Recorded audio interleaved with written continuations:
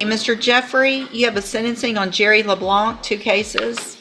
All right, sir, are you Jerry Leblanc? Yes, ma'am. And Mr. Leblanc was previously in court, entered a plea of guilty in cause number 21-38605 to the state jail felony offense of theft, and in 22-40408 to the state jail felony offense of abandoning or endangering a child. The agreement in those cases was for a Quick breakdown here. A cap means the maximum sentence the prosecution agreed to recommend. In this case, 15 months. Think of it as the ceiling, though the judge can still go lower.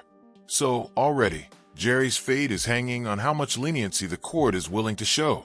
cap of 15 months in the state jail prison.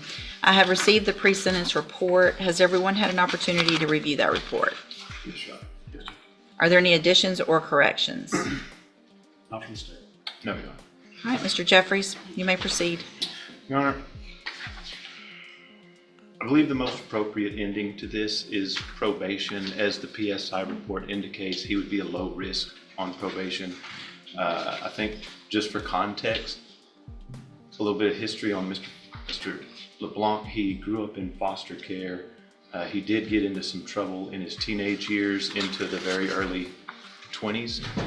I believe the last time he got in any trouble, he was 21. He's in his 30s now. It's been 10 years since his last issue, and that was not a major issue that he had. And like I said, he was very youthful at the time.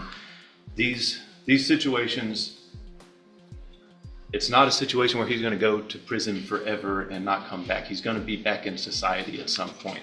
And what we ask is that we give him an opportunity to grow. Growth is important, and growth sometimes comes through very troublesome. Whoa, pause here. That's a bombshell. The child at the heart of this case passed away. Notice how the defense pivots this tragedy into an argument for rehabilitation, framing Jerry as someone who's changed. But here's the tension. Will the judge see this as growth or just damage control? Some circumstances in Mr. LeBlanc's case, the child involved in this particular situation has passed due to an illness, and that passing has given him perspective that most of us want nothing to do with. And it's allowed him to reevaluate his life and to see the mistakes that have been made and to grow from it in a way where he's actively contributing to his community. He's volunteering with kids. He's giving up his time and his finances to coach youth football, taking these kids all over the place, trying to teach them the way to do things to prevent them from following the same path that he's taken. Along with that, he does have a 5-year-old daughter that he's very active with, that he has custody of 50% of the time, and he's a strong financial supporter of her.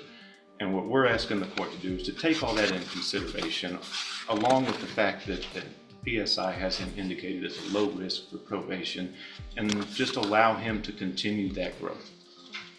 Thank you, Mr. Jeffries. Mr. Smith? Judge, the child that passed is the child that he left alone in the car in a parking lot at Academy while he and 2 friends went in and stole hundreds and hundreds. Okay, audience check-in. What do you think? Is this just petty theft or something bigger? Covering plates, coordinating with friends, hauling duffel bags full of stolen gear. That's organized.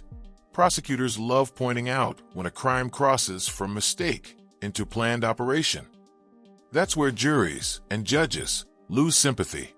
Of dollars worth of stuff or attempted to steal. He basically says that was his buddies. He wasn't even doing it. They were all obviously working together. They covered the license plate with a rag so that they could make a speedy getaway. They didn't just go in and grab a few things. They had duffel bags full of clothing and items from Academy.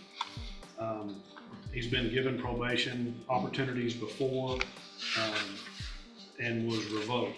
His criminal history speaks against him, and I believe I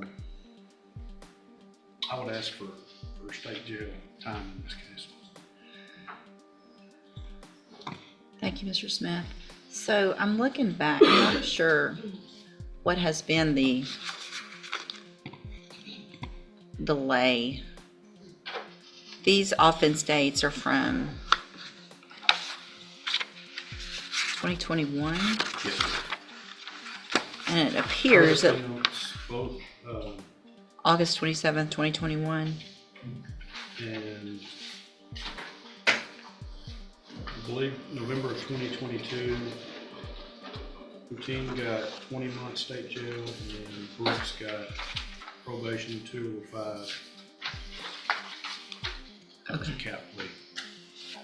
Okay.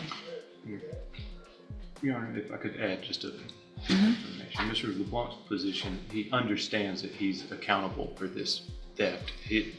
His statements are just an indicator that he did not take any property away from Academy. He knows his cohorts did, and he understands that he's accountable for that.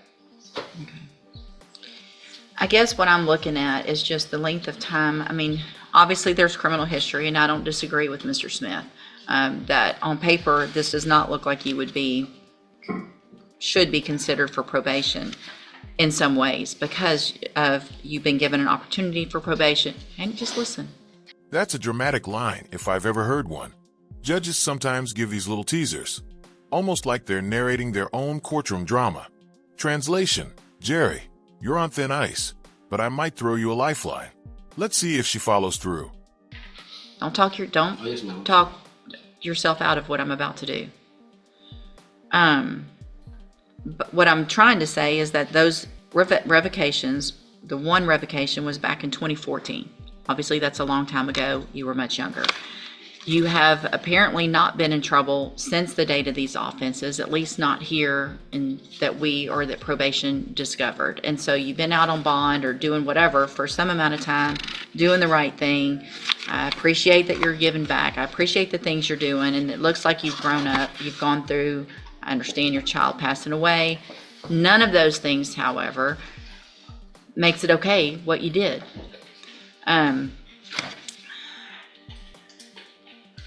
All right, so in cause number 21-38605, I'm going to find that you entered your plea of guilty freely and voluntarily. Find sufficient evidence to find you guilty, and at this time find you guilty of the state jail felony offensive theft. I'm going to sentence you to a term of 2 years in the state jail prison, but I'm going to probate that for 5 years.